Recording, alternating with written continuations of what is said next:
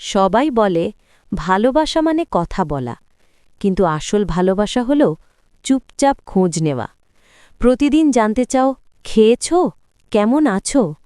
এই যত্নের ভেতরেই লুকিয়ে থাকে ভালোবাসার সবচেয়ে সত্যি রূপটা।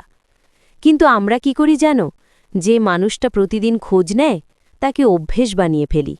ভাবি ও তো আছেই, ও তো থাকবেই। কিন্তু একদিন যখনও চুপ করে যায়, তখনই বুঝি যত্নটা আসলে কত দামি ছিল। জীবনে যারাই তোমার পাশে থাকে তাদের কদর করতে শিখো।